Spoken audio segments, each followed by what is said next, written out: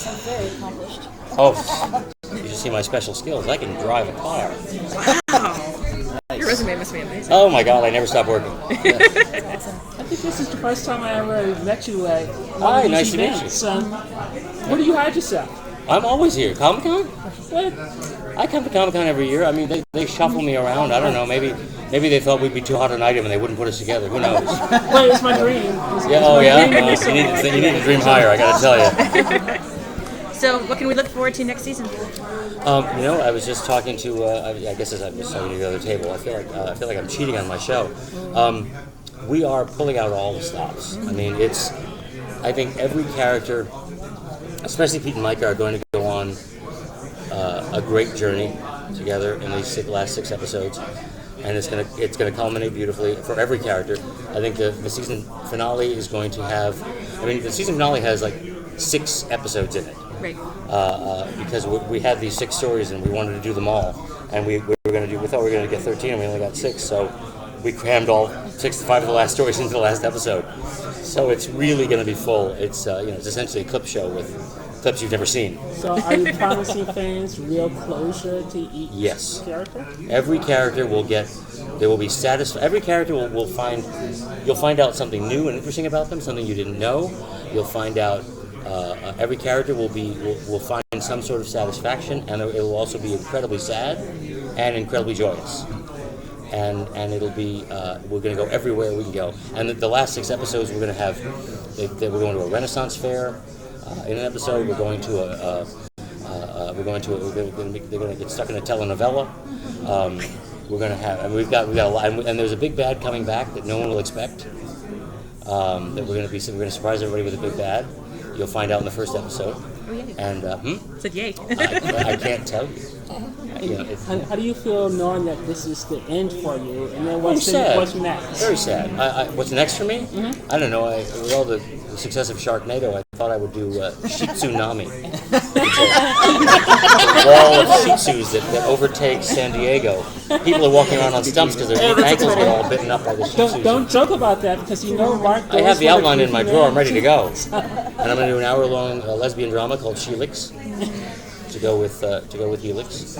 And nice. I thought it was clever. It's a thinker. No, I like thinker. You should kickstart that. Yeah. Okay. You know what? I think Kickstarters for movies and TV shows is a dangerous precedent that we need to stop.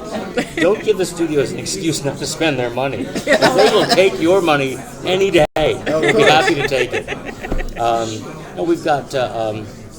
It was incredibly sad. I love this show. This is probably my favorite job I've ever had because, at the beginning, because it wasn't my baby, I wasn't so attached to it that any note I got or any change I got would tear me apart. I would go, oh, okay, I can do that. You want it to be this? We can go that direction, this direction. So that was fun, and I fell in love with the cast. I fell in love with the crew. Toronto's a great place to shoot because the locations are fantastic, and the crew's amazing. And we just have, I don't know, we've become this really tight-knit family, and I'm there with them all the time, and the set is like an improvisational place that we follow the script, but we're always coming up with jokes and new bits and things that make something funnier, and we try to find comedy in the darkest of places. We were doing a scene with, Claudia's, we find out Claudia has a sister at the end of 4.5, and right. We'll meet her in season 5, and we were doing a very dark, intense scene, and I said, oh, it would be great and funny if you did this. And she said, you want me to be funny here? I said, yeah, that's what we do. We do a joke in the darkest of moments. In the darkest of most dire moments, when you think it's all going to fall apart, we find humor. Not a joke, not a, waka tell a joke, but a moment that the audience can laugh at. Because to me, that's what makes it fun to watch. If it's too intense, I love World War Z, but oh my God, I was exhausted when it was over. Holy cow, that show needed a dinner scene where they could just talk. and I could breathe for a minute. I needed a massage afterwards. But, I like to mix a little bit of lightness with my drama. And I promise you will cry your eyes out in season 6, season 5. Sure. And you will also laugh your ass off. Because that's what we do.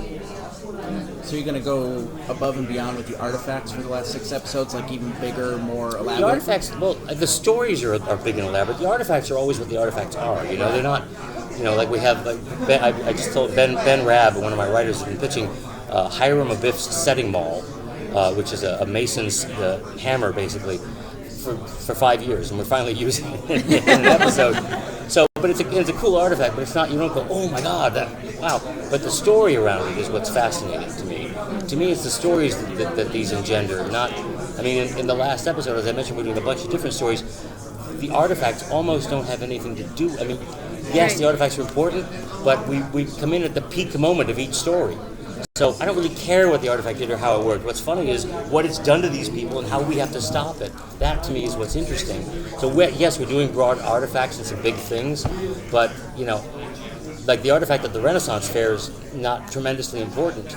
But the fact that we're in a Renaissance Fair is what's going to be important, and what it does, what it creates at the fair, the kind of havoc that it wreaks, for Pete and Steve in this story, is what's going to be fun, So that's where we have the most fun. The what throws them into a telenovela isn't as important as the fact that they're in a telenovela. The world that they have to go in and navigate. Same thing as like Noir was, or like the video game episode. I don't even remember the artifact that threw them into the video game episode, but they were in a video game. I think it was something Fargo came up with to screw everything up. And he used it was Beatrix Potter's teapot.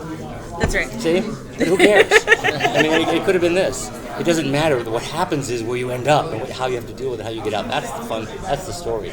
I need to move. Last question. So everybody gets some sort of closure and stuff like that. Is there any potential down the road of any warehouse TV movies or something? Sure. I'm happy to do any write and direct and produce any movies they want to do. I think it'd be great. Who knows how those things go, and I don't even know the financial model of when a show is finished and what relegates movies afterwards and what the resurrection thing. Who knows? But yeah, absolutely. I mean, I think a movie was an option that was on the table before we got 6. Like, should we end it with a movie? And thank God they gave us 6, because I had to wrap up Paracelsus and Claudia's sister, and I couldn't have done that in a movie and then also told another story. So if we do a movie, it would probably be freestanding. It would not be in any arc of what's going on, but it would be a freestanding. Here's our gang off on another artifact. I would hope. I hope so. Tell the fans that we should do movies, and we'll do movies. Oh yeah. We'll do that. Thank you. Thank you so much. Have a great con.